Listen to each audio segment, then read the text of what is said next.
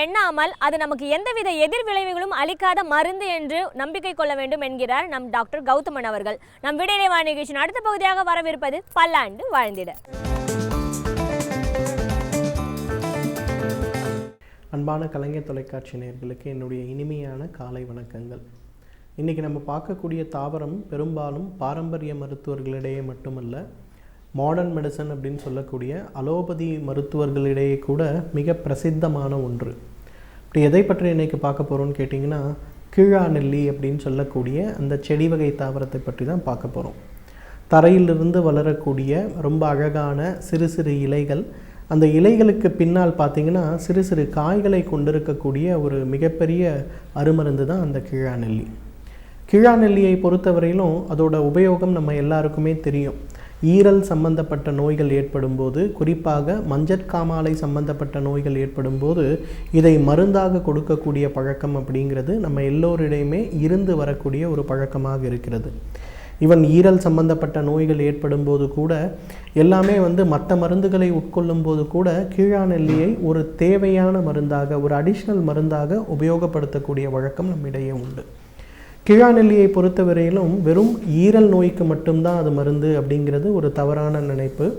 கீழாநெல்லி மூக்கில் சதை வளரக்கூடிய சைனசைட்டிஸ் சம்பந்தப்பட்ட நோய்களுக்கும் நேசல் பாலிப்புக்கும் ஒரு அருமருந்து அப்படிங்கிறது நிறைய பேருக்கு தெரியாத ஒரு விஷயமாக இருக்கிறது. பொதுவாக கீழாநெல்லியை என்ன பண்ணுவோம்னா, இந்த மூக்கில் தசை வளரக்கூடிய ஒரு பிரச்சனை, படுத்த உடனேயே பார்த்திங்கன்னா மூக்கு அடைச்சி விடும், மூக்கு சிந்தி சிந்தி தான் தூங்க வேண்டியிருக்கும். நிறைய குழந்தைகளுக்கு பார்த்திங்கன்னா அந்த நேசல் பாலிப் அப்படின்னு சொல்லக்கூடிய ஒரு பிரச்சனை, அதிகமாக வலி மருந்துகளை உபயோகிப்பவர்களுக்கு பார்த்திங்கன்னா அந்த நேசல் பாலிக்கு பிரச்சனை இருக்கும். அதே போல் இந்த ஆஸ்பிரின் அப்படின்னு சொல்லக்கூடிய ஒரு மருந்து, குறிப்பாக பார்த்திங்கன்னா ரத்தத்தில் இருக்கக்கூடிய உறைகின்ற தன்மையை குறைப்பதற்காக கொடுக்கக்கூடிய மருந்து, அந்த மருந்து உட்கொள்பவர்களுக்கு பெரும்பாலான நேரங்களில் இந்த மூக்கில் தசை வளர்ச்சி அதிகமாக இருப்பதை நம்ம பார்க்கலாம். அதுபோல் மூக்கில் தசை வளர்ச்சி ஏற்படுறவர்கள் எல்லாம் என்ன பண்ணலான்னா, கீழாநெல்லியை நன்றாக அரைத்து எடுக்கக்கூடிய சாறு, அந்த சாறை ஒரு 3 சொட்டுக்கள் வலது மூக்கிற்கும் ஒரு 3 சொட்டுக்கள் இடது மூக்கிற்கும் விட்டு நன்றாக உறிஞ்சி தேவையில்லாமல் இருக்கக்கூடிய அந்த சளியை துப்பிவிட வேண்டும். இதை ஒரு பழக்கமாக ஒரு 40 நாட்கள் தொடர்ந்து செய்யும்போது எவ்வளவு நாள்பட்ட மூக்கில் ஏற்படுகின்ற தசை அழற்சியாக இருந்தாலும் அது மறைந்து போகிறதை நாம் பார்க்க முடியும். இரண்டாவது, இன்றைக்கு நிறைய பேருக்கு பார்த்திங்கன்னா ஈரல் சம்பந்தப்பட்ட தொந்தரவுகள் ஏற்படும் போது, சார் நான் ஒரு 3 மாதம் வரையிலும் கீழாநெல்லியை தொடர்ந்து உட்கொண்டேன், ஆனால் எனக்கு ஈரல் செயல்பாடுகளில், குறிப்பாக பித்தப்பையில் இருக்கக்கூடிய கொழுப்புகளுடைய செயல்பாடில், அதைவிட முக்கியமாக உடலில் இருக்கக்கூடிய கொலஸ்ட்ரால் செயல்பாடுகளில் அதிகமான முன்னேற்றம் இல்லை அப்படின்னு சொல்கிறவங்க ஒரு குறிப்பிட்ட பக்கம் இருக்காங்க.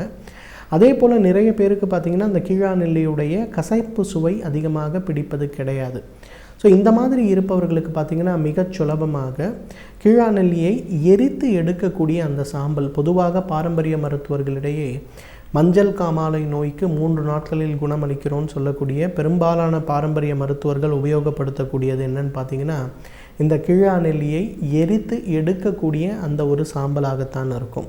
அந்த எரித்து எடுக்கக்கூடிய அந்த ஒரு சாம்பல், அதை 1 கிராம் அளவுக்கு காலை ஒரு முறை, இரவு ஒரு முறை, மதியம் ஒரு முறை உணவுக்கு முன்பு சாப்பிடும்போது எவ்வளவு நாள்பட்ட ஈரல் நோயாக இருந்தாலும் குணமாகும். லிவர் சிரோசிஸ் அப்படின்ற ஒரு பிரச்சனை, பொதுவாக இந்த லிவர் சிரோசிஸ் அப்படிங்கிறது என்னன்னு கேட்டிங்கன்னா, அந்த ஈரலில் இருக்கக்கூடிய இயற்கையாகவே மீண்டும் உருவாகக்கூடிய அந்த ஈரல் தசைகள் குறைய ஆரம்பிக்கும், செல்கள் குறைய ஆரம்பிக்கும். அது குறைய ஆரம்பிக்க ஈரல் ஒரு பெரிய உறுப்பாக இருப்பதிலிருந்து குறைந்து ஒரு சிறிய உறுப்பாக மாறிவிடுவதை நம்ம பார்க்கலாம். அந்த மாதிரி இருக்கக்கூடிய ஈரல் குறைபாடு நோயின்னு சொல்லக்கூடிய லிவர் சிரோசிஸாக இருந்தாலும் கூட நம்ம அந்த இடத்துல கீழாநெல்லியை எரித்து எடுக்கக்கூடிய அந்த ஒரு சாம்பல், அதை காலை ஒரு வேளை உணவுக்கு முன்பு, இரவு ஒரு வேளை உணவுக்கு முன்புங்கிற மாதிரி தொடர்ந்து சாப்பிடும்போது எவ்வளவு நாள்பட்ட லிவர் சிரோசிஸாக இருந்தாலும் அந்த நோய் பரவுகின்ற வேகம் நன்றாக குறைவதை முதலில் நாம் பார்க்க முடியும். இரண்டாவது, அந்த லிவர் சிரோசிஸ் ஏற்படும் போது வயிற்றில் பார்த்திங்கன்னா நிறைய வீக்கம் இருக்கும். அந்த வீக்கமாக இருக்கக்கூடிய தன்மை மிக வேகமாக குறைந்து வயிறு மீண்டும் அந்த உடலில் இருக்கக்கூடிய தேவையற்ற நீர் வெளியேற்றப்பட்டு வயிறு குறைவதை நாம் பார்க்க முடியும். மூன்றாவது, உணவை பார்த்த உடனேயே வாந்தி எடுக்கின்ற அந்த ஒரு நிலைமை மாறி நேரத்திற்கு பசி எடுத்து உண்ணுகின்ற சுவையரும்புகள் வேலை செய்து சுவையோடு உண்ணுகின்ற ஒரு வழக்கம் உருவாவதை நம்ம பார்க்கலாம். ஸோ ஈரல் குறைபாடு சம்பந்தப்பட்ட நோய்களுக்கு நேரிடையாக கீழாநெல்லியை கொடுப்பதை விட கீழாநெல்லியை பதப்படுத்தி எடுக்கக்கூடிய அந்த பதங்கத்தை ஒரு 1 கிராம் அளவுக்கு சாப்பிடும்போது வேகமான ஒரு செயல்பாடு ஈரலில் ஏற்படுவதை நாம் பார்க்க முடியும். இந்த கீழாநெல்லி வெறும் ஈரல் மற்றும் மூக்கில் தசை வளருகின்ற பிரச்சனைக்கு மட்டுமல்ல, மிக குறிப்பாக வயோதிகத்தை மாற்றுவதற்கு ஒரு மிகச்சிறந்த மருந்துன்னு சொல்லுவோம். இன்றைக்கு நிறைய ஆண்கள் பார்த்திங்கன்னா இளம் வயதிலேயே கைப்பழக்கம் அப்படிங்கிற ஒரு கெட்ட பழக்கம் இருப்பதனால அவர்களுடைய ஆண்மைத்தன்மையை இழந்து விடுகிறார்கள். 15 வயது 16 வயதில் ஆரம்பிக்கின்ற இந்த மாஸ்டர்பேஷன் சொல்லுகின்ற அந்த ஒரு பழக்கம் அவங்க உடலில் இருக்கக்கூடிய ஹார்மோன்களை மிகப்பெரிய அளவில் மாற்றி விடுகிறது. இந்த ஹார்மோன்களுடைய மாற்றம் மிக அதிகமாக போகும்போது அது என்ன பண்ணுதுன்னா, ஒரு 30 வயது தோற்றம் இருக்கக்கூடிய ஒரு ஆளை பார்க்கும்போது அவருக்கு ஒரு 40 வயது இருக்குமோங்கிற அளவுக்கு அவங்களுடைய முகத்தில் மாற்றம், அவர்களுடைய தலைமுடியில் மாற்றம், இந்த மாதிரி நிறைய மாற்றங்களை அதை கொண்டு வந்து விடுகிறது. இந்த மாதிரி ஏற்படுகின்ற மாற்றங்களை குறைப்பதற்கு தடுப்பதற்கு இந்த கீழாநெல்லி பதப்படுத்தி எடுக்கக்கூடிய அந்த ஒரு சாம்பல் 500 மில்லிகிராமுடன் காணாவாழை பதப்படுத்தி எடுக்கக்கூடிய சாம்பல் ஒரு 500 மில்லிகிராம், 1 கிராம் அளவுக்கு இது இரண்டும் சம அளவு கலந்தக்கூடிய அந்த ஒரு கலவையை பசு நெய்யுடனோ அல்லது வெண்ணெயுடனும் சேர்த்து ஒரு 48 நாட்கள், அதாவது 1 மண்டலம் சாப்பிட வேண்டும். அந்த 1 மண்டலம் சாப்பிட்ட பிறகு பார்த்திங்கன்னா இழந்த ஆண்மைத்தன்மை மீண்டும் ஏற்படுவதை நம்ம பார்க்கலாம். நிறைய பேருக்கு பார்த்திங்கன்னா அந்த கைப்பழக்கத்தினால் அவர்களுடைய பிறப்புறுப்புடைய செயல்பாடு மிக சிறியதாக சுருங்கி இருக்கக்கூடியதை நம்ம பார்ப்போம். அவர்களுக்கு கூட ஒரு 48 நாட்கள் இந்த இரண்டுடைய கலவையும் சேர்த்து சாப்பிடும்போது அதில் மிகப்பெரிய ஒரு மாற்றம் ஏற்படுவதை பார்க்கலாம். பொதுவாக வாலிப வயோதிகம் அப்படின்றது பாரம்பரிய மருத்துவத்தில் உபயோகப்படுத்தக்கூடிய ஒரு டேர்ம். அப்படின்னா என்ன அர்த்தம்னா, 20 வயது இருப்பவர்கள் கூட 40 வயதானவர்கள் போல உடல் செயல்பாடு இருக்கக்கூடிய ஒரு தொந்தரவு. அவர்களுக்கு இந்த காணாவாழையிலிருந்து எடுக்கக்கூடிய அந்த ஒரு சாம்பல் 500 மில்லிகிராமும் கீழாநெல்லியிலிருந்து எடுக்கக்கூடிய சாம்பல் ஒரு 500 மில்லிகிராமும் கலந்து கொடுக்கும்போது இந்த 40 நாட்களிலே அந்த வாலிப வயோதிகம் சொல்லக்கூடிய அந்த நோய் மறைந்து போகிறத நம்ம பார்க்க முடியும். எனவே நேர்களே, கீழாநெல்லியை பொறுத்த வரையிலும் வெறும் ஈரல் செயல்பாட்டிற்கு மட்டும் கொடுக்கக்கூடிய ஒரு மருந்து கிடையாது. அது மூக்கில் தசை வளருகின்ற பிரச்சனை, லிவர் சிரோசிஸ்ன்னு சொல்லுகின்ற பிரச்சனை, உடலில் இருக்கக்கூடிய வயதான தோற்றத்தை மாற்றக்கூடிய, உடலில் இருக்கக்கூடிய தேவையற்று இருக்கக்கூடிய ஹார்மோன் மாற்றத்தை கட்டுப்படுத்தக்கூடிய ஒரு மிகச்சிறந்த அருமருந்து. தகுந்த மருத்துவ ஆலோசனையின் பேரில் சரியான முறைப்படி இதை உபயோகப்படுத்தினோமேயானால் நம்மாலும் பல்லாண்டு காலம் ஆரோக்கியமாக வாழ்ந்திட முடியும். சமூகத்தில் நடக்கும் பிரச்சனைகளை கண்டு பயந்து ஒதுங்கி விடாமல் அதில் நம்முடைய பங்களிப்பை எவ்வாறு அளிக்கலாம் என்பதை பற்றி நமக்கு விளக்க வருகிறார் மனுஷபுத்திரன் அவர்கள். நம் விடியலை வாணிகிச்சின் அடுத்த பகுதியாக வரவிருப்பது தீதும் நன்றும்.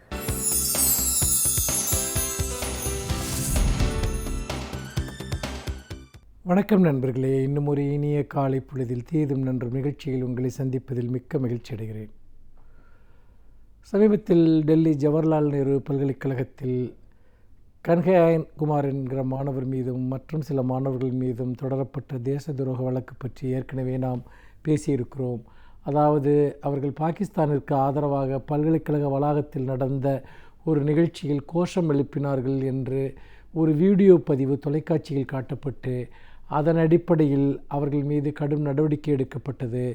அவர்கள் மீது தேச துரோக வழக்கு பதிவு செய்யப்பட்டு அவர்கள் சிறைச்சாலைக்கும் அனுப்பப்பட்டார்கள். நாடு முழுக்க இது ஒரு மிகப்பெரிய கொந்தளிப்பையும் விவாதத்தையும் ஏற்படுத்தியதை நாம் மறந்துவிட முடியாது. அப்படிப்பட்ட ஒரு சூழ்நிலையில்தான் கல்வி வளாகங்களில் பொதுவாக அரசியல் பேசுவதற்கான உரிமைகளை பற்றியெல்லாம் பல்வேறு விவாதங்கள் எழுந்தன. இந்த சூழ்நிலையில் இப்போது அப்படி அன்று ஜவஹர்லால் நேரு பல்கலைக்கழகத்தில் நடந்த அந்த கூட்டத்தில் இந்தியாவிற்கு எதிராக பாகிஸ்தானிற்கு ஆதரவாக கோஷங்கள் எழுப்பப்பட்டதா என்கிற அந்த விசாரணை மேற்கொள்ளப்பட்டு இன்று பல்கலைக்கழக உயர்நிலை விசாரணையில் அதனுடைய முடிவுகள் வந்திருக்கின்றன. அந்த முடிவுகளின்படி யார் தேச துரோக குற்றம் சாட்டப்பட்டார்களோ அந்த கன்ஹையா குமாரோ அவருடைய நண்பர்களோ எந்த விதமான தேச விரோத ஒரு கோஷங்களையோ அல்லது பாகிஸ்தானிற்கு ஆதரவான கோஷங்களையோ எழுப்பவில்லை என்பது அந்த பல்கலைக்கழக உயர்நிலைக்குழு விசாரணையில் இப்போது தெரிய வந்திருக்கிறது. மாறாக முகமூடி அணிந்த யாரோ சிலர் அவர்கள் அத்தகைய கோஷங்களை எழுப்பியிருக்கிறார்கள் என்றும் அந்த செய்தி கூறுகிறது. அதோடு மட்டுமல்லாமல் அன்றைக்கு இப்படி முகமூடி அணிந்து கொண்டு சிலர் பல்கலைக்கழக வளாகத்திற்கு நுழைந்தபோது பல்கலைக்கழக காவலர்கள் அவர்களை தடுக்க முயற்சிக்கவில்லை என்றும் அந்த செய்தி சொல்கிறது, அந்த விசாரணை அறிக்கை சொல்கிறது. அப்படி என்று சொன்னால் இந்த நாட்டில் என்ன நடந்து கொண்டிருக்கிறது? அவர் எந்த குற்றத்தையும் செய்ய வேண்டிய அவசியம் இல்லை. ஆனால் அவர் செய்யாத ஒரு குற்றத்தை அவர் செய்ததாக சொல்லி காவல்துறை விசாரணை நடத்தும், ஊடகங்கள் விசாரணை நடத்தும், பெரிய அளவுக்கு விவாதங்கள் நடக்கும். கடைசியில் ஒரு நாள் இல்லை அவர் அப்படி எந்த குற்றத்தையும் செய்யவில்லை என்று சொல்லிவிட்டு அதுவரைக்கும் நடந்த அத்தனை விஷயங்களுக்கும் யாரும் எந்த பொறுப்பும் ஏற்காமல் விலகிச் சென்று விடுவார்கள் என்று சொன்னால் இந்த நாட்டில் உண்மையிலேயே ஒரு மனிதர் தான் சொல்லாத கருத்திற்காக கூட தண்டனையை அனுபவித்தே தீர வேண்டும் என்கிற ஒரு அவலநிலை உருவாக்கப்பட்டிருப்பதைத்தான் காட்டுகிறது. இதில் நாம் வேறொரு சம்பவத்தையும் இதோடு தொடர்புபடுத்தி நாம் பார்க்க வேண்டும். அதாவது உத்தரப்பிரதேசத்தில் ஒரு இஸ்லாமியர் ஒருவர் அவர் ஒரு மாட்டுக்கறியை, அதாவது பசுவுடைய மாமிசத்தை தன்னுடைய வீட்டினுடைய அந்த குளிர்சாதன பெட்டியில் வைத்திருந்தார் என்று சொல்லி ஒரு கும்பல் அவரை அடித்து கொன்றது. பிறகு அதை பற்றி மிகப்பெரிய அளவிற்கான விவாதங்கள் நாடு முழுக்க நடந்தன, சர்ச்சைகள் நாடு முழுக்க நடந்தன.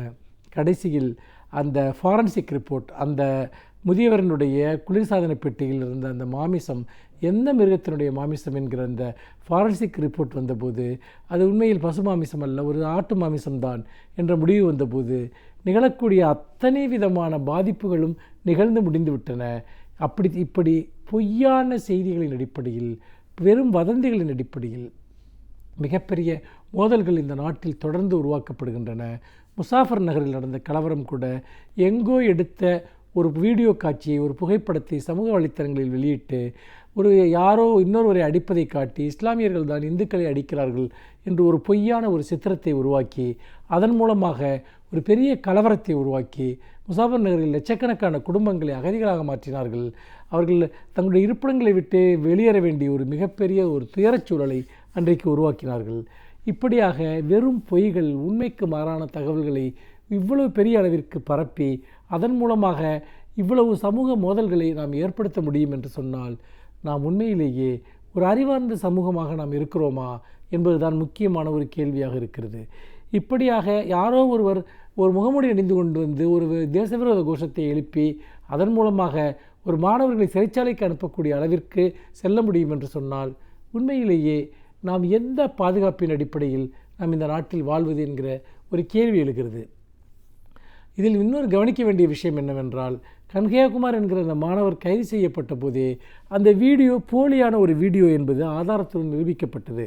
சில தொலைக்காட்சி சேனல்கள் இடைச்செருகல்களை அதில் செய்து அதன் மூலமாக கன்ஹையாகுமார் பேசாத ஒரு வாக்கியத்தை பேசியதாக காட்டி அவருக்கு எதிரான ஒரு பெரிய தேச துரோக வழக்கையே புனைந்தார்கள். ஆனால் கடைசியில் அந்த வழக்கு என்னவாயிற்று என்று பார்த்தால் அதிலுமே கூட காவல்துறையினால் குற்றத்தை நிரூபிக்க முடியவில்லை என்பதை நாம் பார்த்தோம். இப்பொழுது இந்த விசாரணைக்குழு அறிக்கையிலுமே கூட மாணவர்கள் யாரும் கோஷத்தை எழுப்பவில்லை என்று வருகிறது. இந்த இடத்தில் தான் நாம் பல்வேறு விஷயங்களை பார்க்க வேண்டியிருக்கிறது. பொதுவாக இப்படி வதந்திகளை, பொய்களை பரப்புவது என்பது இன்றைக்கு ஒரு மிக முக்கியமான அரசியல் செயல்பாடாக பலருக்கும் மாறிவிட்டது. ஃபேஸ்புக், வாட்ஸ்அப் போன்ற சமூக வலைத்தளங்களில் திடீரென ஏராளமான நிறைய பொய்களும் தவறான சித்தரிப்புகளும் தொடர்ந்து இடம்பெறுகின்றன. ஒரு சமூகத்திற்கு எதிராக அத்தகைய ஒரு சித்தரிப்புகள் அல்லது செய்திகள் தவறான முறையில் ஒரு சமூக வலைத்தளங்கள் இடம்பெறுகிற போது அது ஒரு மிகப்பெரிய நெருப்பைப் போல பற்றி கொள்ள ஆரம்பிக்கிறது. அப்படி பற்றிக்கொள்ள அது சமூகத்தில் ஒரு மிகப்பெரிய ஒரு மோதலாக வெடிப்பதையும் நாம் பார்க்கிறோம். இந்த இடத்தில் தான் ஒரு குடிமக்களாக நம்முடைய பொறுப்பு என்ன என்பதை பற்றி நாம் சிந்திக்க வேண்டியிருக்கிறது. நம்மிடம் ஒரு செய்தி திணிக்கப்படுகிறது அல்லது நமக்கு ஒரு செய்தி சொல்லப்படுகிறது என்றால் அதை உடனடியாக நம்புகிற மனோபாவம் அல்லது உடனடியாக அதன் அடிப்படையில் ஒரு எதிரியை நாம் கற்பித்துக் கொள்கிற ஒரு மனோபாவம் என்பது மிக மிக ஆபத்தானது. நிறைய செய்திகள் அப்படி தவறாக கற்பனையாக புனையப்படுகின்றன, சொல்லப்படுகின்றன. அப்படி வருகிற போது இன்றைய ஊடக வெளிச்சம் என்பது எல்லா இடத்திலும் பரவி இருக்கக்கூடிய ஒரு சூழலில் நாம் நம்மிடம் வரக்கூடிய ஒவ்வொரு செய்தியையும் சீர்தூக்கி பார்க்க வேண்டியவர்களாக இருக்கிறோம், பரிசீலிக்க வேண்டியவர்களாக இருக்கிறோம். அது உண்மைக்கு மாறானதாக இருக்கக்கூடிய வாய்ப்பு இருக்கிறது என்பதை பற்றி நாம் சிந்திக்க வேண்டியவர்களாக இருக்கிறோம். ஆனால் துரதிர்ஷ்டவசமாக நம்மிடம் வரக்கூடிய அத்தனை செய்திகளையுமே நாம் உண்மை என்று நம்புகிறோம் அல்லது அதன் அடிப்படையில் சில அரசியல் முடிவுகளுக்கு வருகிறோம், சில சமூக நிலைப்பாடுகளுக்கு வருகிறோம். இது மிக மிக ஒரு ஆபத்தான ஒரு போக்கு. இன்று அது மாட்டுக்கறி விவகாரமாக இருந்தாலும் சரி, ஜவஹர்லால் நேரு பல்கலைக்கழகத்தில் எழுப்பப்பட்டதாக சொன்ன அந்த தேசவிரோத கோஷங்களாக இருக்கட்டும், அல்லது கடந்த காலத்தில் சாதி மத மோதல்களை ஏற்படுத்திய பல பிரச்சனைகளாகட்டும், அவை எல்லாமே கட்டுக்கதைகளின் அடிப்படையில் மக்களுடைய உணர்ச்சிகளை கையாள விரும்புகிற சக்திகளினுடைய ஒரு சதி என்பதை நீங்கள் மறந்துவிடக்கூடாது. அப்படி பார்க்கிற போது நாம் தொடர்ச்சியாக இந்த சக்திகளுக்கு எதிராக ஒரு மிகப்பெரிய ஒரு போராட்டத்தை நாம் நடத்த வேண்டியிருக்கிறது. இந்த போராட்டம் என்பது நமக்கு சொல்லப்படுகிற எல்லா செய்திகளையும் பற்றி நாம் ஒரு சந்தேகத்துடன் இருக்க வேண்டும். ஏனென்று கேட்டால், ஒரு தேசத்திற்கு எதிராக எதையுமே பேசாதவர்களை ஒரே ஒரு காட்சிப்பதிவை, அதுவும் திரிக்கப்பட்ட போலியாக உருவாக்கப்பட்ட ஒரு காட்சிப்பதிவை வைத்துக்கொண்டு இவ்வளவு பெரிய ஒரு சமூக மோதலை உருவாக்க முடியும் என்று சொன்னால் எதிர்காலம் குறித்து ஒரு மிகப்பெரிய அச்சம் மேலிடுகிறது. உண்மையில் யார் வேண்டுமானாலும் இந்த வதந்திகளினுடைய வலையில், பொய்களினுடைய வலையில் சிக்கிக்கொள்வதற்கான ஒரு அபாயம் இருக்கிறது. ஆகவே நாம் இது ஒரு பொய்களின் காலம், இது புனைவுகளின் காலம், இது வதந்திகளின் காலம் என்பதை நாம் மறந்துவிடக்கூடாது. எந்த ஒரு பொய்யும் நீண்ட தூரம் பயணம் சென்று விடுகிறது, உண்மை மெதுவாகத்தான் நடந்து செல்லும் என்கிற அடிப்படையில் நாம் இந்த பொய்களுக்கு எதிரான ஒரு போராட்டத்தை நடத்துவதுதான் நம்முடைய முதன்மையான ஜனநாயக கடமை என்று சொல்லி மீண்டும் இன்னும் ஒரு புதிய சிந்தனையோடு உங்களை சந்திக்கிறேன். நன்றி, வணக்கம். பல்வேறு துறைகளை சார்ந்த பிரபலங்கள் அவர்களுடைய அனுபவங்களை நம்முடன் பகிர்ந்து கொள்ளும் போது அது நமக்கு சிறந்த தூண்டுகோலாக அமைகின்றது. அந்த வகையில் இன்றைய சிறப்பு விருந்தினர் யார் என்பதை பற்றியும் அவர் என்ன செய்திகளை நம்முடன் பகிர்ந்து கொள்ளப் போகிறார் என்பதையும் பார்க்கலாம். நம் வீடியோலை வாணிகிச்சின் அடுத்த பகுதியாக வரவிருப்பது சிறப்பு விருந்தினர் பகுதி.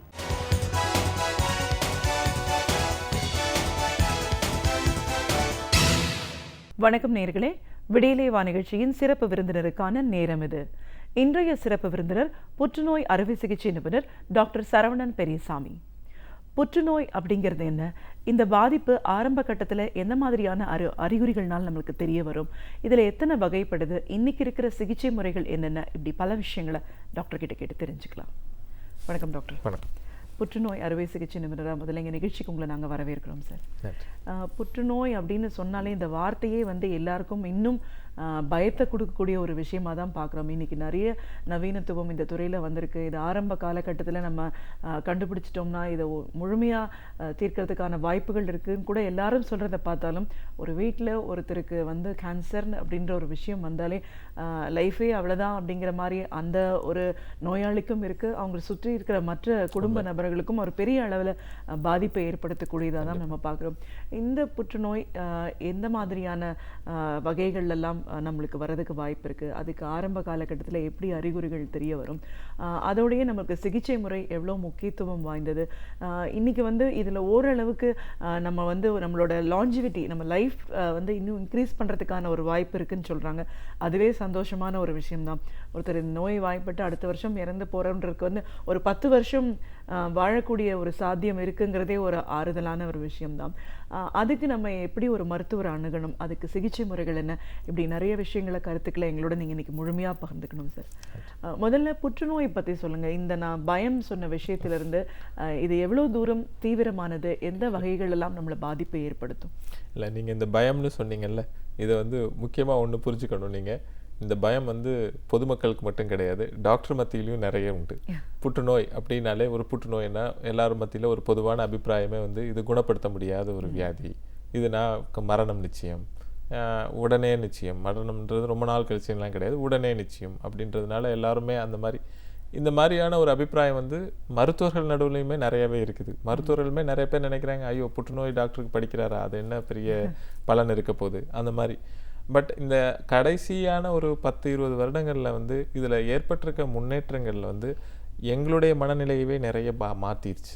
இதில் நாங்களே இப்போ ஒரு பேஷண்ட்டை, ஒரு புற்றுநோய் பாதிக்கப்பட்ட ஒரு பேஷண்ட்டை பார்க்குறோம் அப்படின்னா, நாங்களுமே ஒன்றும் கைவிட்டு போன இது நம்மளால் ஒன்றும் பண்ண முடியாதுன்ற மனநிலை ஒரு 20 வருஷத்துக்கு முன்னாடி பொதுவாக மருத்துவர்கிட்டே இருந்தது. இப்போ ஆனால் அந்த நிலைமை இல்லை. இதில் முக்கியமாக புற்றுநோய் பற்றின நம்மளுடைய அறிவு பல மடங்கு பெருகிடுச்சு. இந்த கடைசி ஒரு 10-20 வருடங்களில் அந்த ஜீனோம் ஸ்டடின்னு பண்ணினதுக்கு அப்புறமேட்டு ஒரு ஜெனட்டிக் லெவலில் எல்லாம் ஸ்டடி பண்ண ஆரம்பிச்சுன்னு இதனை பற்றின அண்டர்ஸ்டாண்டிங் நமக்கு ரொம்ப ரொம்ப ரொம்ப அதிகரிச்சிருச்சு. இப்போ ஒரு புற்றுநோய் எதனால் வருது, அது வந்த பிறகு அந்த புற்றுநோய் எந்தெந்த பாதைகளில் அது வளர்ச்சி அடையுது, இதெல்லாம் நமக்கு ரொம்ப நல்லா புரிய ஆரம்பிச்சிருச்சு. இப்போ அதனால் ஒவ்வொரு இடத்துலையும் ஒவ்வொரு ஸ்டெப்லேயுமே அதுக்கான மருந்துகளுக்கான ஆய்வுகள் நிறைய நடந்துகிட்ருக்கு. பல மருந்துகள் புதுசு புதுசாக வந்துட்டுருக்கு. இந்த மருந்துகளில் கரெக்டான முறையில் உபயோகிக்கப்படும் போது புற்றுநோய் குணப்படுத்துறதுக்கான இது வந்து ரொம்ப ஜாஸ்தியாகிட்டே போகுது. நம்பிக்கை வந்து இப்போ பொதுமக்களோட எங்களுக்கு இப்போ வந்து ரொம்ப அதிகமாக இருக்குது, உங்களை குணப்படுத்திடலாம் அப்படிங்கிறது. கண்டிப்பா சார், அது ரொம்ப ஒரு முக்கியமானது. முதல்ல டாக்டர் வந்து இவரை குணப்படுத்த முடியுன்ற ஒரு நம்பிக்கை வந்தாதான் அடுத்தவங்களுக்கு அந்த நம்பிக்கையை நம்ம கொடுக்க முடியும். இப்போ புற்றுநோய் அப்படிங்கிறது நம்ம ஜென்ரலா ரத்த புற்றுநோய் பார்க்குறோம், பெண்கள்னு வரும்போது மார்பக புற்றுநோய், கர்ப்பப்பை புற்றுநோய் அப்படின்னு பார்க்குறோம். இந்த இதுல இன்னும் எத்தனை வகைப்படுது? பொதுவா எந்த உறுப்புகள்லாம் இதனால பாதிப்பு ஏற்படுது, அதுக்கான அறிகுறிகள் என்ன? புற்றுநோய்ங்கிறது வந்து நம்ம உடல்ல இருக்க எந்த உறுப்பை வேணாலும் பாதிக்கலாம். ஆனால் வந்து காமனாக வந்து ஒரு சில உறுப்புகளை தான் பாதிக்குது. இப்போ முக்கியமாக பெண்களுக்கு எடுத்துட்டிங்கன்னா நீங்கள் சொன்னீங்க மார்பக புற்றுநோய் வந்து அதிகமாக பார்க்கணும். உண்மை. இந்தியாவை பொறுத்த வரைக்கும் இன்றைக்கி வந்து மார்பக புற்றுநோய் தான் பெண்களை அதிகமாக தாக்குது.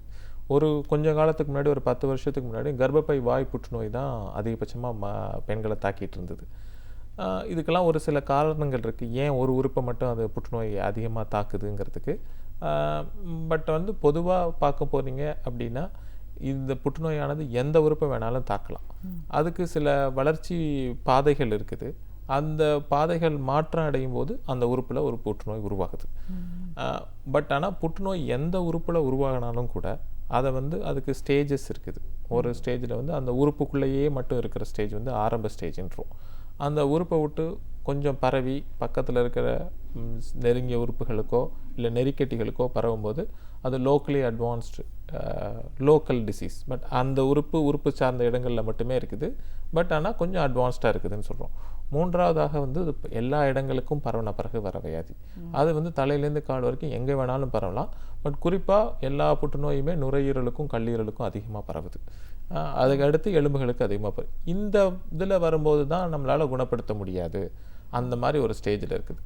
ஆரம்ப ஸ்டேஜில் இருக்கிறவங்க அந்த உறுப்புக்குள்ளே மட்டும் இருக்கும்போது கிட்டத்தட்ட வந்து 80-90% வந்து இன்றைக்கி இருக்கிற சிகிச்சை முறைகளில் குணப்படுத்திட முடியும். பட் இந்த லோக்கலி அட்வான்ஸ்டுன்னு வரும்போது நம்ம வந்து அவ்வளோ குணப்படுத்த முடியாது. இப்போது நமக்கு வர பேஷண்ட்ஸில் பாதி பேர் வந்து இந்த லோக்கலி அட்வான்ஸ்டு டிசீஸாவோ இல்லை இந்த நான் சொன்ன அந்த கடைசியோ மெட்டாஸ்டேட்டிக் டிசீஸாஸோ இருக்கிறோம். பட் இதுவே வந்து வளர்ந்த நாடுகளில் பார்த்தீங்கன்னா அந்த லோக்கல் டிசீஸாக ஏர்லி டிசீஸாக இருக்கிறது வந்து உறுப்புக்குள்ளே இருக்கிற டிசீஸ் வந்து 80% பேர் வந்துடுறாங்க. பட் அன்ஃபார்ச்சுனேட்டாக நம்ம கண்ட்ரியில் அந்த மாதிரி இருக்கிறது இல்லை. நம்ம பொதுவாக இந்த விகிதாச்சாரத்தை மாற்றுறதுக்கு தான் நம்ம அவேர்னஸ்லாம் ரொம்ப தேவை இருக்குது. மக்கள் மத்தியில் அந்த விழிப்புணர்வும் ஆரம்பத்தில் அறிகுறிகளோடு போய் பார்க்குறதும் ரொம்ப தேவையாக இருக்குது. கண்டிப்பாக சார். இப்போ இந்த அறிகுறிகள் பற்றி தான் கேட்கணும். இப்போ இந்த ஆரம்ப கட்டத்தில் நம்ம அதை கவனிக்காததுனால தான் அடுத்த நிலைக்கு போகிறோம். அப்படி தான் இந்தியாவில் நிறைய பேர் வராங்க அப்படின்னும் போது இந்த அறிகுறிகளை பற்றின ஒரு புரிதல் மக்கள் மத்தியில் இல்லைன்னு தான் சொல்லணும். இப்போ அதுக்கு ஒரு விழிப்புணர்வு ஏற்படுத்தணும். பொதுவாக நமக்கு ஒரு கேன்சர் பாதிப்பு அப்படிங்கிறதுக்கான அறிகுறிகளை நம்ம சென்ஸ் பண்ணுறதுக்கு என்ன மாதிரியான ஒரு விஷயங்களை தெரிஞ்சு வச்சுருக்கணும் சார்? இல்லை, இப்போ இந்த நல்ல கேள்வி இது. இந்த கேன்சருக்குன்னு ஒரு அறிகுறின்னு சொல்கிறீங்கல்ல, இதுக்குன்னு தனியான அறிகுறின்னு எதுவுமே கிடையாது. நம்ம நார்மலாக நமக்கு வர மற்ற வியாதிகளுக்கான அறிகுறியே இதில் வந்து கொஞ்சம் தீவிரத்தன்மையோடு வருது. அதனால் நம்ம என்ன பண்ணுறோம் அப்படின்னா இது சாதாரணமாக தான் இருக்கும் அப்படின்னு நினச்சி மக்கள் வந்து அதை வந்து இக்னோர் பண்ணுறாங்க.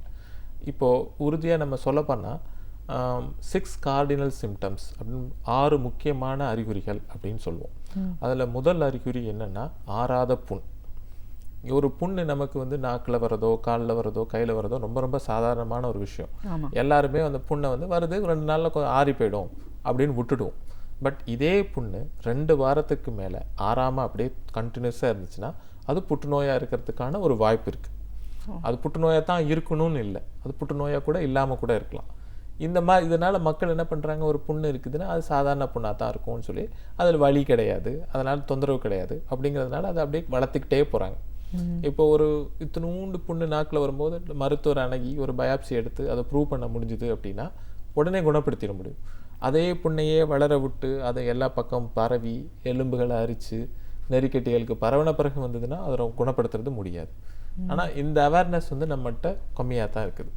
இப்போ இந்த ஆறாத புண் சொன்னேன். இதை தவிர வந்து உடலில் எந்த உறுப்புலையும் நம்ம கண்ணுக்கோ இல்லை கைக்கோ தட்டுப்படுற மாதிரி கட்டிகள் வர்றது, சின்ன மார்பகத்திலேயோ இல்லை மற்ற இடங்கள்லையோ ஒரு கட்டி, அந்த கட்டிகளும் வந்து அதுவும் 2 வாரத்துக்கு மேலே தொடர்ந்து அந்த கட்டிகளும் இருந்தாலும் உடனே அணுகணும்.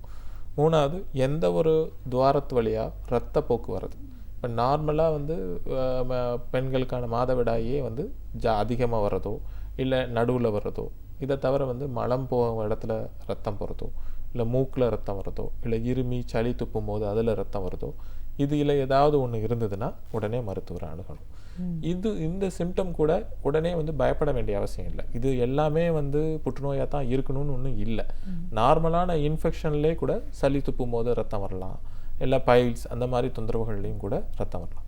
பட் ஆனால் 2 வாரத்துக்கு மேலே இதே இது கண்டினியூஸாக இருந்துச்சுன்னா அது வந்து புற்றுநோயா இல்லையாங்கிறத மருத்துவர்கிட்ட போய் சந்தேகத்தை தீர்த்துக்கிறது ரொம்ப ரொம்ப முக்கியம். 4வது வந்து நமக்கு ஏற்கனவே இது வந்து இந்தியர்களில் கம்மி தான், நமக்கு நிறைய மச்சங்கள் இருக்கும் உடம்புல. பொதுவாக வந்து இந்த மச்சங்கள்லேருந்து வரக்கூடிய புற்றுநோய் வந்து ரொம்ப கம்மி தான். இது மேலை நாட்டவர்களுக்கு தான் ரொம்ப ஜாஸ்தி. இந்த நமக்கு ஏற்கனவே இருக்கிற ஒரு மச்சம் திடீர்னு பெருசாக ஆரம்பிக்குது, இல்லை அந்த மச்சத்தில் ஒரு அரிப்பு ஏற்படுது அப்படின்னா நம்ம வந்து கண்டிப்பாக மருத்துவரை அணுகணும்.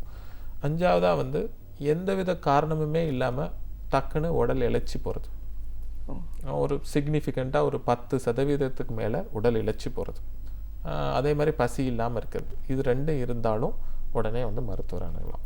6வதாக வந்து ஃபீவரை சேர்த்துக்கிறோம். ஃபீவர் வந்து இப்போ காய்ச்சல் வந்து தொடர்ந்து ஒரு 2-3 வாரத்துக்கு மேலே எந்த விதமான டெஸ்ட்லையும் கண்டுபிடிக்க முடியலன்னா அதுவும் புற்றுநோயான இருக்கிறதுக்கு ஒரு வாய்ப்புகள் இருக்குது. நிச்சயமாக சார், நல்ல ஒரு விஷயத்த சொல்லியிருக்கேன். இந்த 6 விதமான காரணங்களை வந்து பல காரணங்கள் நம்ம ரொம்ப சர்வசாதாரணமாக இது இயல்பாக நடக்கக்கூடியதான் சரியாயிடும் அப்படின்னு நினைக்கக்கூடிய விஷயங்கள், அதை நம்ம இந்த நேரத்திலேயே ஒரு மருத்துவர் அணுகினா ஒரு பெரிய உயிர்கொல்லி நோயான கேன்சரை நம்ம ஆரம்ப கட்டத்தில் தடுக்க முடியும்னு சொல்றீங்க. இப்போ இந்த நோயை பற்றி பார்ப்போம் சார். ஒரு டயக்னோசிஸ் பண்ணுறோம், ஒருத்தருக்கு வந்து புற்றுநோய் இருக்குது அப்படின்னு நம்ம தெரிய வருதுன்னும் போது அதற்கான சிகிச்சைன்னு பார்க்கும்போது 2 விதமாக நம்ம பேசலாம். இப்போ ஆண்களுக்கு அப்படின்னு பார்த்தீங்கன்னா பெரிய பாதிப்புகள் நிறைய இருக்குது அப்படின்னாலும் இந்த வாய் புற்றுநோய் வந்து ரொம்ப காமனாக எல்லாரும் பேசுகிறாங்க. இது பழக்க வழக்கங்கள் ஒரு காரணமாக இருக்குமா, இல்லை ஹெரிடிட்டரி காரணமாக? இதற்கான சிகிச்சை அப்படின்னா என்ன சார்? நம்ம தமிழர்களை பொறுத்த வரைக்கும் முக்கியமாக வந்து வாய் புற்றுநோயும் அந்த தொண்டை குழி சாய்ந்த புற்றுநோயும் ரொம்ப ரொம்ப அதிகமாக காணப்படுது. இதுக்கு வந்து பரம்பரையோ இதுவோ வேறு எதுவோ காரணம் இல்லை, பியூர் அண்ட் பியூர் நம்மளோட பழக்க வழக்கங்கள் மட்டும்தான் காரணம். முக்கியமாக நம்ம பழக்க வழக்கம் என்னென்னா புகையிலை உபயோகப்படுத்துறதும் வெத்தலையும் பாக்கையும் சேர்த்து உபயோகப்படுத்துறதும், இது 2 தான் முக்கியமான காரணம். இப்போ ரொம்ப வருத்தப்படக்கூடிய விஷயம் என்னென்னா இது இளைஞர்கள் மத்தியிலையும் இந்த பான்பராக் யூஸ் பண்ணுறதும் மற்ற மாணிக் சந்த் அந்த மாதிரியான குட்கா யூஸ் பண்ணுற பழக்க வழக்கங்களும் ரொம்ப அதிகமாக அதிகரிச்சிட்ருக்கு.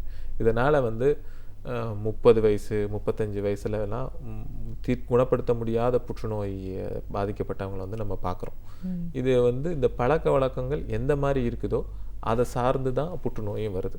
இப்போ ஒரு சில பேர் வந்து சிகரெட்டாக குடிக்கிறாங்க, அப்போ வந்து புகையை வந்து நல்லா உள்ளே இழுத்து நுரையீரல் ஃபுல்லாக நிரப்பி திருப்பி வெளியில், இந்த மாதிரி நுரையீரல்லையே பாதிப்பு ஏற்படுதுன்னா அவங்களுக்கு வந்து நுரையீரல் சார்ந்த புற்றுநோயும், அந்த புகை வந்து தொண்டைக்குழியில் போகும்போது தொண்டைக்குழி சார்ந்த புற்றுநோயும் வருது.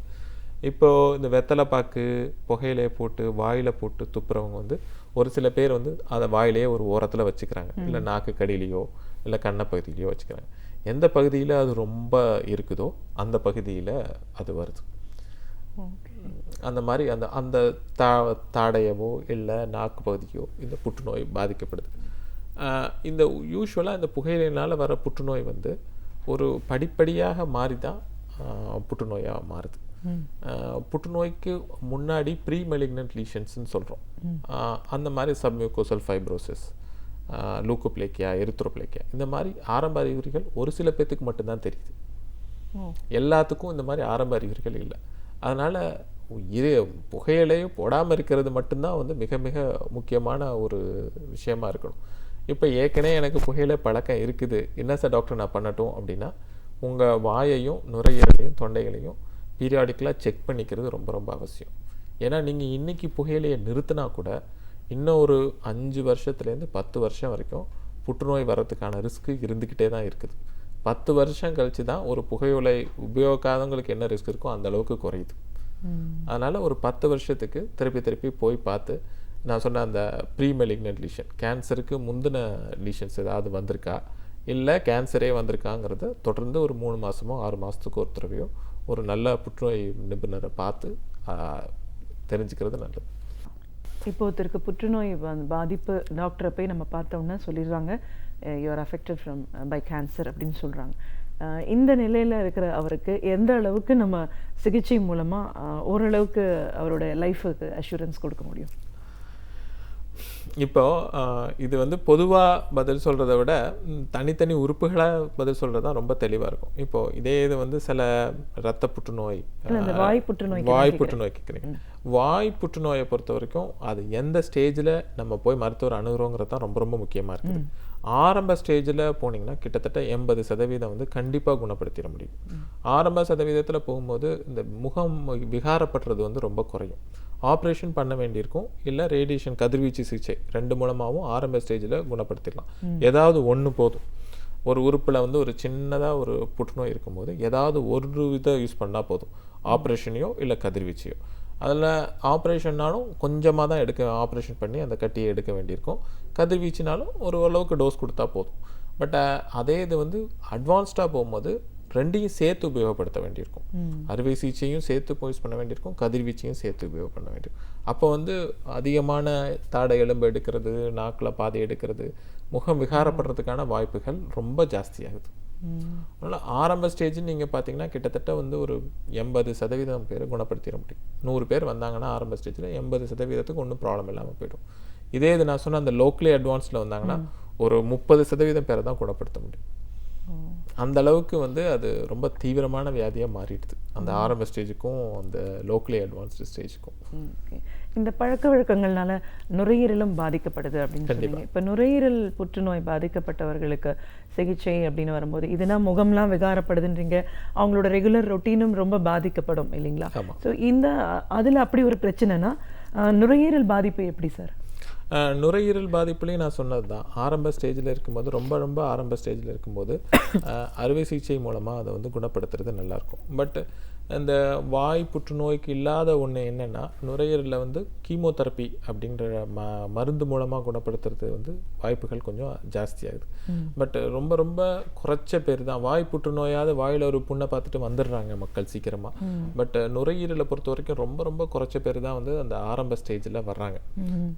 ஸ்மோக்கர்ஸ்க்கு வந்து பொதுவாக வந்து ஒரு காஃபும் ஒரு சளியும் எல்லாத்துக்கும் சாதாரணமாகவே இருக்குது. ஒரு இருமி காலையில் சளி தூக்கும்போது அக்கேஷ்னலாக அவங்களுக்கு ஒரு சில சமயம் ரத்தம் கூட அதில் வந்துருந்துருக்கலாம் ரொம்ப. அதனால் அவங்க வந்து பொதுவாக வந்து இந்த ஆரம்ப அறிகுறிகளை வந்து ரொம்பவே வந்து அலட்சியப்படுத்திடுறாங்க. அதனால் அவங்க வர்றதே வந்து ரொம்ப அட்வான்ஸ்டு ஸ்டேஜில் தான் வர்றாங்க. இப்போ என்ன சொல்கிறாங்க, இதில் ஆரம்பத்தில் கண்டுபிடிக்கிறதுக்கு வந்து ஒரு சில மேல்நாட்டவர்கள் வந்து ரெகுலராக சிடி ஸ்கேன் ஆஃப் செஸ்ட் எடுத்துக்கிறாங்க ஸ்மோக்கர்ஸ்க்கு.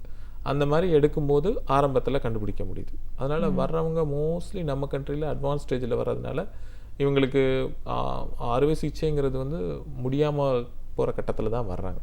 அப்போ அவங்களுக்கு வந்து கதிர்வீச்சையும் கீமோதெரப்பியையும் சேர்ந்து உபயோகப்படுத்தலாம். இப்போ நான் வந்து அந்த பேட்டியோட ஆரம்பத்தில் நான் சொல்லியிருந்தேன், நிறைய விஷயங்கள் நமக்கு இப்போ மருத்துவர்களுக்கே தெரிய வருதுன்னு.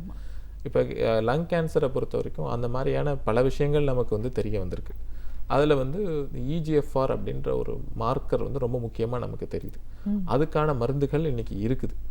இப்போது அந்த ஒரு புற்றுநோய் இந்த EGFRோட பாசிட்டிவாக இருக்கிற புற்றுநோயாக இருந்தது அப்படின்னா அதுக்கான மாத்திரைகள் மருந்துகளை கொடுத்து குணப்படுத்த முடியலனாலும் ஒரு 3 வருஷம் 4 வருஷம் நல்லபடியாக கண்ட்ரோல் பண்ணி வச்சுருக்க முடியுது. இப்போ இந்த மாதிரி மருந்துகள்லாம் வரவும் நமக்கு அதோட புரிதல்கள் ஜாஸ்தியாகிறதுனாலையும் ஒரு என்ன தோணுது அப்படின்னா, இன்னும் கொஞ்ச காலத்திலே வந்து புற்றுநோய்ங்கிறது வந்து முற்றிலுமாக வந்து ஒரு கிரானிக் டிசீஸ் மாதிரி மாற்றிடுவோம். இந்த சக்கரை வியாதியும் ரத்த கொதிப்பையும் எப்படி முழுசாக குணப்படுத்த முடியலனாலும் மருந்து மாத்திரைகளை கண்ட்ரோல் பண்ணி எவ்வளோ நாள் வேணாலும் அவங்க உயிரோடு இருக்காங்களோ அந்த மாதிரி வந்து புற்றுநோயும் மாத்திரையிடலாம் அப்படிங்கிற ஒரு நம்பிக்கை வந்து இப்போ எங்களுக்கு நல்லா வந்திருக்கு. நிச்சயமாக டாக்டர். இப்போ ஆண்களுக்கான புற்றுநோய் அப்படின்னு பார்க்கும்போது பெண்களுக்கு நீங்கள் முதல்ல பேசும்போதே சொன்னீங்க இப்போ மார்பக புற்றுநோய் வந்து ரொம்ப அதிகரிச்சுட்டு இருக்கிறத நம்ம பார்க்குறோம் அப்படின்னு சொல்லிட்டு. இப்போ இந்த மாதிரியான ஒரு பிரச்சனை ஆரம்ப காலகட்டத்தில் எப்படி தெரிய வரும்? தெரிஞ்சால் ஒருத்தருக்கு இந்த புற்றுநோய் இருக்குன்றதுக்கப்புறம் அதற்கான ட்ரீட்மெண்ட் எப்படி இருக்குது? இப்போ மார்பக புற்றுநோயை பற்றி நம்மளோட புரிதல் வந்து ரொம்ப ஜாஸ்தி ஆயிடுச்சு. அதனால் மார்பக புற்றுநோயை வந்து ஒரு நோயாக இப்போ பார்க்குறதே இல்லை. அதில் இருக்கிற அந்த ரிசெப்டார்ஸ் அதெல்லாம் வச்சு பலவித நோயாக பிரிச்சிடுறோம்.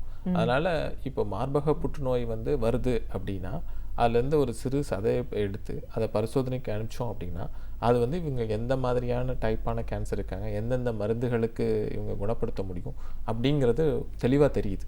இப்போ அதே மாதிரி மார்பக புற்றுநோய்க்கு மருந்துகள், இந்த கீமோதெரப்பின்றது பார்த்திங்கன்னா ரொம்பவே அட்வான்ஸ் ஆகிருக்கு. நிறைய விஷயங்கள் நமக்கு அதை பற்றி தெரிய வருது.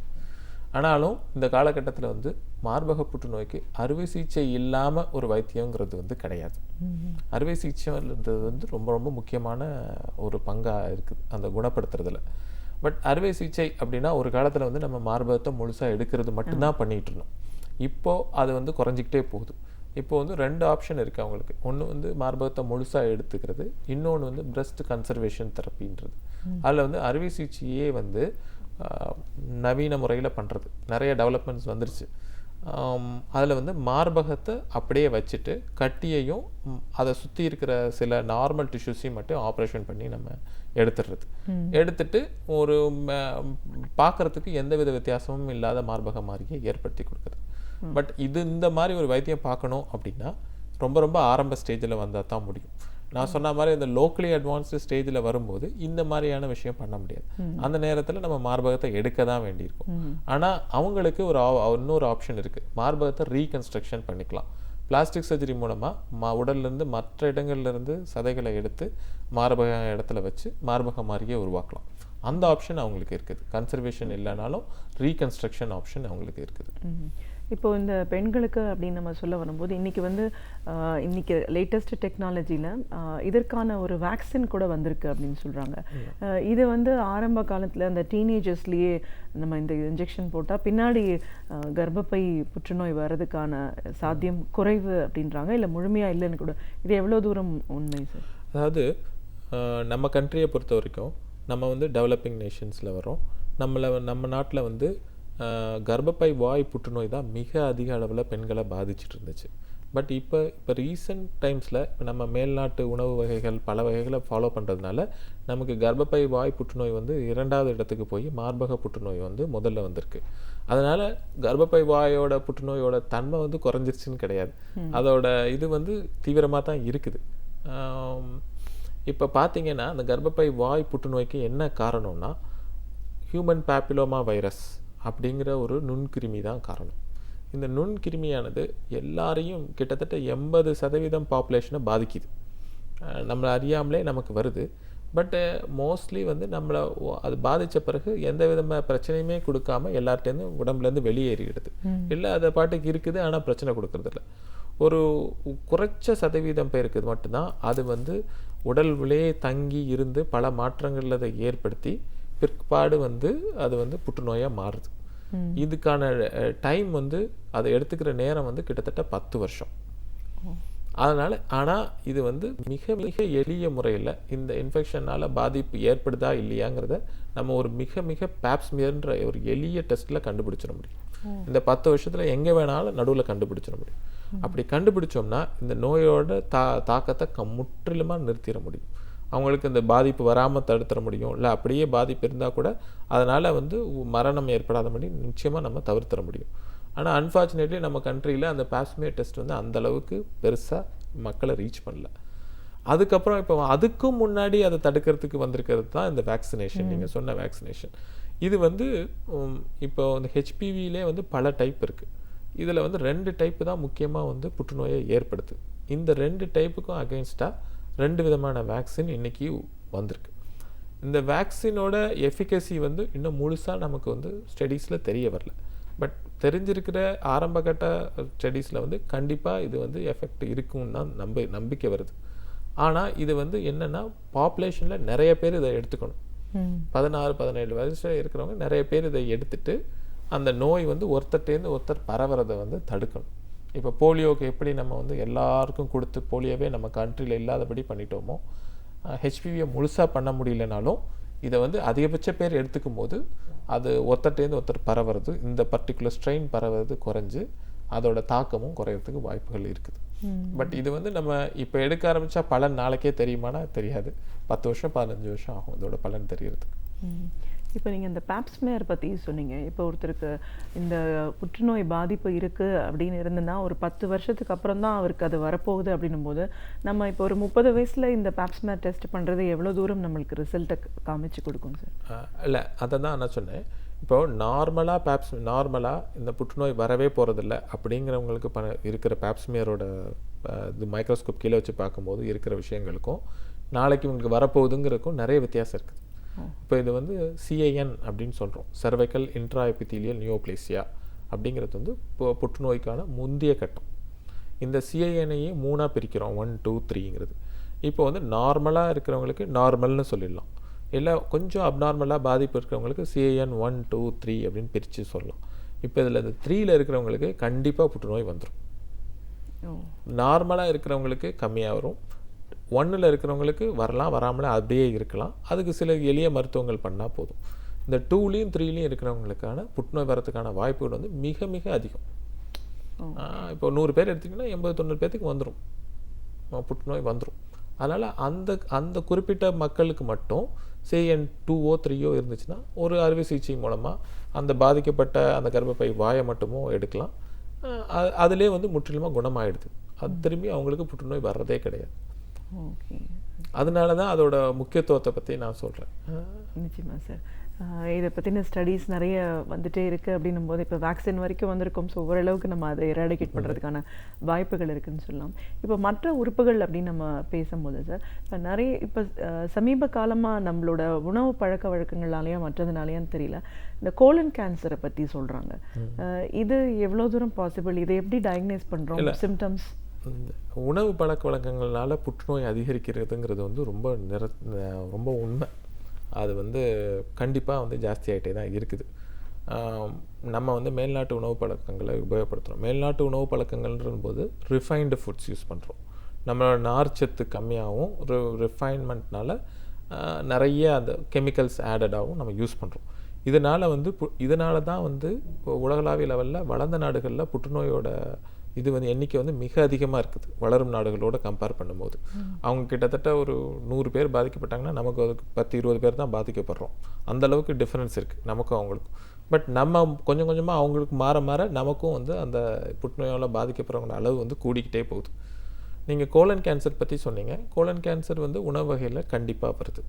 நம்மளுடைய ட்ரெடிஷ்னல் உணவான நார்ச்சத்து மிகுதியான உணவுகளில் வந்து மிக கம்மியான அளவு தான் கோலன் கேன்சர் வருது.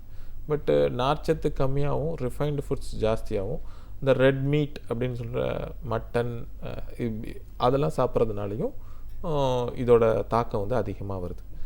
அறிகுறிகள் அப்படின்னு என்னன்னு பார்த்தீங்க அப்படின்னா, முக்கியமாக வந்து மலம் கழிக்கும் போது ரத்தம் போடுறது தான் முக்கியமான அறிகுறி.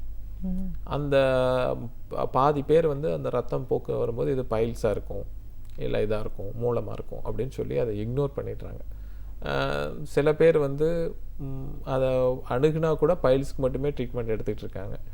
பட் வந்து நான் முன்னாடியே சொன்ன மாதிரி 2-3 வாரத்துக்கு மேலே இந்த ரத்தப்போக்கு கண்டினியூஸாக இருந்துட்டு இருந்ததுன்னா மருத்துவர் அணுகி கொலனோஸ்கோப் அப்படின்னு சொல்லிட்டு அந்த கோலன் ஃபுல்லாக ஒரு டியூப் மாதிரி இருக்கும், அதை போட்டு என்ன இருக்குங்கிறத தெரிஞ்சுக்க வேண்டியது அவசியமாகுது. ஓகே, கண்டிப்பாக டாக்டர். இவ்வளோ தூரம் ஒரு அச்சுறுத்தலாக இருக்கிற ஒரு நோய், இதை எளிமையாக நம்ம சரி பண்ணுறதுக்கான வாய்ப்புகள் ஆரம்ப கட்டத்தில் இருக்குது அப்படின்றதுனாலையும் பல புற்றுநோய்கள் வந்து பழக்க வழக்கங்கள்னால வருதுன்னு நீங்கள் சொல்கிறதுனால இன்றைக்கி இதெல்லாம் வராமல் தடுக்கணும் அப்படின்னா ஒரு மருத்துவராக என்ன ஆலோசனைகள் சொல்லுவீங்க? மருத்துவராக இப்போ வந்து முக்கியமாக நான் சொல்கிறது என்னென்னா, நம்ம இவ்வளோ நாள் என்ன நினச்சிட்டு இருந்தோம், ஒரு புற்றுநோய் வருது அப்படின்னா ஒரு புகையிலைனால மட்டும்தான் வருது அப்படின்னு நினச்சிக்கிட்டு இருந்தோம், ஒரு கெட்ட பழக்கத்தினால தான். இப்போ அப்படி இல்லை. நம்மளோட உணவு வகைகள், நம்மளோட பழக்க வழக்கங்களே மாறுது. அதனால் நம்ம வந்து என்ன முக்கியமாக 3 விஷயம் செய்யலாம். உணவு வகைகள் ஃபஸ்ட்டு நான் சரி பண்ணிக்கிறது. நம்மளோட பாரம்பரிய உணவு வகைகள் மச் பெட்டர் தென் இவங்க வெஸ்டர்ன் டயட்டை விட. 2வது வந்து உடல் பருமன் வந்து இன்றைக்கி வந்து நேரிடையாக புற்றுநோய்க்கான காரணங்கிறது வந்து இன்றைக்கி வந்து பல ரிசர்ச் வந்து ப்ரூவ் பண்ணியிருக்கு. முடிஞ்ச அளவு உடல் பருமன் இல்லாமல் பார்த்துக்கிறது நல்லது. அந்த பாடி மாஸ் இண்டெக்ஸ்ன்னு சொல்கிறோம், அது வந்து 25 கீழே இருந்தது அப்படின்னா உடல் பருமன் இல்லைன்னு அர்த்தம். அதனால் பாதிப்புகள் வராதுன்றது அர்த்தம். அதனால் உடல் பருமன் இல்லாமல் இருக்க வேண்டியது ரொம்ப முக்கியம். 3வது ஓரளவு எக்ஸசைஸ், ஒரு மாட்ரேட் அமௌண்ட் ஆஃப் எக்ஸசைஸ். தினமும் ஒரு 1/2 மணி நேரம் ஒரு வாக்கிங் பண்ணனா கூட இது வந்து மிக சிறந்த முறையில் நமக்கு வந்து நல்ல விஷயங்களை ஏற்படுத்தும். இது 3 தான் இப்போ வந்து முக்கியமாக நாங்கள் அறிவுரை செய்கிறது. நிச்சயமாக டாக்டர், ஒரு புற்றுநோய் அறுவை சிகிச்சை நிபுணராக புற்றுநோய் அப்படிங்கிறது என்ன, இது எந்த அளவுக்கு தீவிரமான ஒரு பாதிப்பை ஏற்படுத்தும், இதற்கான அறிகுறிகள் அப்படின்னா என்ன, அந்த 6 வகைகளில் நம்ம வந்து நம்மளை பற்றி தெரிஞ்சுக்க முடியறதுக்கான ஒரு வாய்ப்புகள் இருக்குன்னு ஒரு கருத்தும் சொல்லியிருக்கீங்க. இது வந்ததுக்கு அப்புறமா இன்னைக்கு எந்த மாதிரியான சிகிச்சை முறைகள் மூலமாக ஓரளவுக்கு நம்ம இதை குறைக்க முடியும், இது எல்லாத்தையும் தாண்டி இதை குறைக்கிறத தவிர அது வராமல் இருக்கணும் அப்படின்னா நம்மளோட லைஃப் ஸ்டைலில் ஒரு மாடிஃபிகேஷன் பண்ண வேண்டிய அவசியம் என்ன, இப்படி பல விஷயங்களை கருத்துக்களை எங்களோட நீங்கள் முழுமையாக பார்த்துட்டதுக்கு நன்றி. இலக்கிய தேடல்கள், வரலாற்று சான்றுகள், இவைகளிலிருந்து நாம் அறிந்திராத பல அரிய தகவல்களை நம் சிந்தனைக்கு உரமூட்ட வருகிறார் பேராசிரியர் சுபவீர பாண்டியன் அவர்கள். நம் வீடியோலை வாணிச்சின் அடுத்த பகுதியாக வரவிருப்பது ஒன்றே சொல் நன்றே சொல்.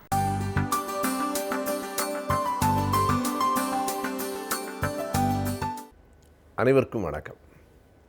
ஒவ்வொரு நாளும் நாட்டில் கல்வியின் வளர்ச்சியை நாம் பார்க்க முடிகிறது. குறிப்பாக அறிவியல், தொழில்நுட்பம் மிக பெரும் அளவில் வளர்ந்து கொண்டிருக்கிறது. ஆனால் சமூகத்தில் என்னவோ சாதி சேற்றை எடுத்து சந்தனமாக பூசிக்கொள்ளுகிற ஒரு பழக்கம் தொடர்ந்து கொண்டே இருக்கிறது. சாதியின் பெயரால் படுகொலைகள், சாதியின் பெயரால் அடுத்தவனை அவமானப்படுத்துவது போன்ற செயல்கள் நாட்டில் இன்றைக்கும் குறைவில்லாமல் நடந்து கொண்டிருக்கின்றன. அதிலும் படுகொலைகள், பட்டப்பகலில் படுகொலைகள் என்பன இன்றைக்கு மிகப்பெரிய அளவில் அரங்கேறத் தொடங்கி இருக்கின்றன. அன்றைக்கு தருமபுரியின் இளவரசன், பிறகு திருச்செங்கோட்டில் கோகுல்ராஜ், இன்றைக்கு உடுமலைப்பேட்டையில் சங்கர், இப்படி எல்லோரும் கொல்லப்பட்டிருக்கிறார்கள். அவர்கள் செய்த குற்றமெல்லாம் காதலித்ததும் காதலித்த பெண்ணை கைப்பிடித்ததும் தான். அதிலும் உடுமலைப்பேட்டையிலே நடந்திருக்கிற இந்த கொலை, மற்றவைகளெல்லாம் தற்கொலை என்றெல்லாம் சொல்லப்பட்டன. ஆனால் இது புகைப்பட கருவியிலேயே முழுக்க அப்படியே படமாக நமக்கு கிடைத்திருக்கிறது. பட்டப்பகலில் 5 பேர் சூழ்ந்து கொண்டு இருவரையும் சரமாரியாக அரிவாளால் வெட்டி அந்த இடத்திலேயே கொல்ல முயன்றிருக்கிறார்கள். அந்த இளைஞன் இறந்து போய்விடுகிறான். அந்த பெண் உயிருக்கு போராடி கொண்டிருக்கிறாள். இது ஒரு நாகரிகமான நாடுதானா? ஒரு அறிவியல் அறிவு வளர்ந்திருக்கிற ஒரு தேசத்தில் தான் நாம் வாழ்ந்து கொண்டிருக்கிறோமா என்கிற ஐயம் நமக்கு ஏற்படுகிறது. இந்த கொலைகளில் நாம் கூர்ந்து கவனிக்கிற போது 3 செய்திகள் உள்ளடங்கி இருக்கின்றன. ஒன்று சாதி வெறி, இன்னொன்று பெண் அடிமைத்தனம், மூன்றாவதாக சட்டமும் ஒழுங்கும் சந்தி சிரித்து கொண்டிருக்கிறது என்னும் நிலை. இந்த 3ஐயும் இப்படிப்பட்ட ஒவ்வொரு நிகழ்விலும் நம்மாலே பார்க்க முடிகிறது. சாதி வெறி என்பது வெளிப்படையாக தெரிகிறது. பெண்ணடிமைத்தனம் என்பது அதற்குள் மறை பொருளாக சிக்கி கொண்டிருக்கிறது. சாதி வெறி ஒரு அளவை கடந்து எந்த நிலைக்கும் போகலாம் என்கிற இடத்திற்கு இன்றைக்கு வந்திருக்கிறது. 2 பேர் வேறு வேறு சாதியை சார்ந்தவர்கள், அதிலும் குறிப்பாக அந்த இளைஞன் தாழ்த்தப்பட்ட வகுப்பைச் சேர்ந்தவனாக இருந்தால் அந்த பையனையும் அந்த பெண்ணையும் தங்கள் சாதியிலிருந்து விலக்கி வைப்பது என்பது ஒரு காலத்தில் நடைமுறையாக இருந்தது. சாதியிலிருந்து விலக்கி வைப்பது என்பதை தாண்டி உலகத்திலிருந்தே விலக்கி விடுவது என்கிற அடுத்த கட்டத்திற்கு இன்றைக்கு அந்த சாதி வெறி வளர்ந்திருக்கிறது. அவர்களை பிடிக்கவில்லை அல்லது அவர்களினுடைய செயல்கள் பிடிக்கவில்லை என்றால் வீட்டுக்குள் வராதே என்று சொல்லுவதும், நாங்கள் சமூகத்தில் சேர்க்க மாட்டோம் என்று சொல்லுவதும் ஒரு வகை. அதுவே ஜனநாயகத்துக்கு புறம்பானது தான். ஆனாலும் அது ஒரு கட்டம். ஆனால் அதனை தாண்டி தங்களை விட்டு முற்றுமாக பிரிந்து போய் தங்களுக்கு எந்த இடையூறும் இல்லாமல் இந்த உலகத்தில் எங்கோ ஒரு மூலையில் வாழ்ந்து கொண்டிருக்கிறவர்களை தேடி பிடித்து எப்படி வாழ்ந்து விடுவீர்கள் பார்க்கலாம் என்று கங்கணம் கட்டி அவர்களை வெட்டி வீழ்த்துவதென்பது காட்டு விலங்காண்டித்தனத்தினுடைய உச்சகட்டம் என்றுதான் நாம் சொல்ல வேண்டும். எனவே சாதியை விட்டு விலக்கி வைப்பது என்பதையெல்லாம் தாண்டி உயிரை எடுத்து விடுவோம். அதுவும் 2 பேரும் பொறியியல் கல்லூரியில் படித்திருக்கிறார்கள். அந்த இளைஞனுக்கு இப்போதுதான் வேலை கிடைத்திருக்கிறது. தங்களை விட்டு பிரிந்து போய் தங்களை மீறி திருமணம் செய்து கொண்டு அவர்கள் இந்த உலகத்திலே வாய்ப்பு வசதிகளோடு வாழ்ந்து விடுவார்களோ என்கிற கோபம், என்கிற கொடூர குணம் அவர்களை வெட்டி சாய்த்திருக்கிறது. அப்படி வெட்டி சாய்க்கப்பட்ட முறை என்னவாக இருக்கிறது என்று பார்த்தால், அதை ஒளிவு மறைவாகவோ யாருக்கும் தெரியாமலோ தடயம் சிக்கிவிடக்கூடாது என்கிற எந்த அச்சமும் இல்லாமலோ மிக வெளிப்படையாக அந்த உடுமலைப்பேட்டையினுடைய பேருந்து நிலையத்திற்கு அருகில் மக்கள் நடமாட்டம் இருக்கிற நேரத்தில் மிக சாதாரணமாக அவர்கள் இறங்கி 2 பேரையும் அரிவாளால் வெட்டிவிட்டு பிறகு ஏதோ கடைக்கு போய் பொருள் வாங்கிவிட்டு வண்டியை எடுத்து போவது போல 3 பேரும் வண்டியில் புறப்படுகிற அந்த காட்சி பார்க்கிற போது நெஞ்சம் பதைக்கிறது. நாம் இன்னமும் இந்த சமூகத்தில் எத்தனை காலத்திற்கு இப்படி வாழ்ந்து கொண்டிருக்கப் போகிறோம்? எத்தனை இளைஞர்களை இப்படி நாம் பறிகொடுக்கப் போகிறோம் என்கிற கவலை, என்கிற கோபம் நமக்குள் எழுகிறது. எனவே இது ஒரு சாதி வெறியாட்டத்தினுடைய உச்சகட்டம் என்று சொல்லலாம். ஆனால் இதற்குள்ளே ஒரு விதமான பெண்ணடிமைத்தனமும் சிக்கி இருக்கிறது. என்ன என்றால், நாம் கூர்ந்து கவனிக்கிற போது ஒன்றை புரிந்து கொள்ளலாம். கொல்லப்படுகிறவர்கள் எல்லோருமே இளைஞர்கள்தான். அவர்கள் அத்தனை பேரும் ஒடுக்கப்பட்ட தாழ்த்தப்பட்ட வகுப்பையில் பிறந்தவர்கள். எனவே ஒரு பெண் என்பவள் தங்கள் சாதியை விட தாழ்வான சாதி என்று அவர்கள் கருதி கொண்டிருக்கிறார்களே, அந்த சாதியில் ஒருவனை கைப்பிடித்தால் அது தங்கள் சாதிக்கு அவமானம், சாதி பெருமைக்கு அவமானம். அப்படி சாதி பெருமைக்கு அவமானத்தை ஒரு மகன் வேண்டுமானால் கொண்டு வரலாம், மகள் ஒரு நாளும் கொண்டு வரக்கூடாது. ஒரு பிள்ளை ஆண் பிள்ளையாக இருந்து அவன் வேறு சாதியிலே காதலித்து இன்னொரு பெண்ணை திருமணம் செய்து கொண்டால் அவனை எப்படியோ போகட்டும் என்று ஒழித்து விடுவதற்கு அவர்கள் தயாராக இருக்கிறார்கள். இனிமேல் இந்த வீட்டுக்குள் வராதே, அவ்வளவுதான், அதிகபட்சமாக எங்கள் சொத்தில் உனக்கு ஒரு காசு கிடையாது என்பன போன்றவைகள்தான் இயல்பாக பையன்களுக்கு சொல்லப்படுகிற செய்தியாக இருக்கிறது. ஆனால் அதே நிகழ்வு பெண்களிடத்தில் நிகழுமானால் இன்னொரு சாதியில் போய் மணமுடிக்கிற போது அந்த சாதியை சார்ந்தவர்கள் தாழ்த்தப்பட்ட வகுப்பு என்றால் தன்னுடைய மகள் ஒரு தாழ்ந்த சாதி வகுப்பில் திருமணம் செய்து கொண்டால் என்றால் அது தங்களுக்கான கௌரவ பிரச்சனை என்று கருதுகிறார்கள். நாம் கவனிக்க வேண்டியிருக்கிறது. தன்னுடைய மகன் அப்படிப்பட்ட சாதியில் திருமணம் செய்து கொண்டால் அது கௌரவ பிரச்சனை என்பதை விட தங்கள் மகள் திருமணம் செய்து கொண்டால் அது பெரிய கௌரவ பிரச்சனையாக கருதப்படுகிறது. பெண் என்பவள் என்றைக்கும் அவள் வேலி தாண்டக்கூடாது, எந்த கட்டளையையும் மீறக்கூடாது. மரபுகளை, பெற்றோர்களினுடைய எண்ணத்தை ஒரு நாளும் அதனை தாண்டி சிந்திக்கிற உரிமை பெண்களுக்கு கிடையாது என்பதுதான் இந்த ஒவ்வொரு வழக்கிலும் ஒவ்வொரு நிகழ்விலும் நடந்திருக்கிறது. எனவே சாதி ஒரு பக்கத்திலே வெறியாட்டம் ஆடுகிறது என்றால் இன்னொரு பக்கத்தில் அதற்குள்ளே இந்த பெண் அடிமைத்தனமும் சிக்கி கிடக்கிறது. மூன்றாவதாக இந்த கொலை நடந்திருக்கிற விதத்தை பார்க்கிற போது தமிழகத்திலே சட்டமும் ஒழுங்கும் ஒட்டுமொத்தமாக சீர்கெட்டு கிடக்கிறது என்பதை நம்மால் புரிந்து கொள்ள முடிகிறது. இதுவரையில் நடந்த கொலை எதுவும் இவ்வளவு வெளிப்படையாக நடந்திருக்கிறது என்று சொல்ல முடியாது. கொலை செய்யலாம், அதனால் ஒன்றும் நடந்து விடாது என்கிற ஒரு துணிச்சல் கொலையாளிகளுக்கு, குற்றவாளிகளுக்கு வருமானால் நாட்டில் நடக்கிற மக்களுக்கு எந்த விதமான துணிச்சலும் இல்லாமல் போய்விடும். குற்றவாளிகள் தலை நிமிர்ந்து நடப்பதும் அப்பாவிகள் அஞ்சி நடுங்கி நடப்பதுமாக இருக்கிற ஒரு தேசம் ஒரு நல்ல நாட்டுக்கான அடையாளமாக இருக்க முடியாது. எனவே அன்றாடம் கொலைகள், கொள்ளைகள் தொடர்ந்து ஒரு நாட்டில் நடந்து கொண்டிருக்கின்றன. எனவே அவைகளெல்லாம் கண்டுபிடிக்கப்படாமல், தண்டிக்கப்படாமல் இருக்கிற போது அடுத்தடுத்து கொலைகளை செய்வதற்கான ஒரு பெரிய ஊக்கம் அந்த குற்றவாளிகளுக்கு வருகிறது.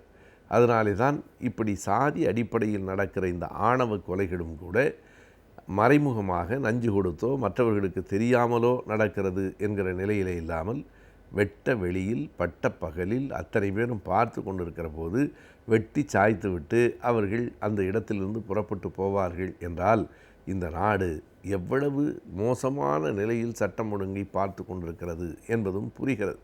எனவே உடுமலையிலே நடந்திருக்கிற இந்த பயங்கரம் கட்சி எல்லைகளையெல்லாம் தாண்டி அத்தனை பேரும் மனிதநேயத்திலும் ஜனநாயகத்திலும் நம்பிக்கையுடைய அத்தனை பேரும் கைகோத்து நின்று கண்டிக்க வேண்டிய, இதற்கு மேல் இனிமேல் இப்படி ஒரு நிகழ்வு நடக்கக்கூடாது என்று அழுத்தமாக தெரிவிக்க வேண்டிய கட்டம் இது. சாதி வெறியை வீழ்த்தாமல் தாம் நாகரிகமான மனிதர்களாக நாட்டில் உலவவே முடியாது.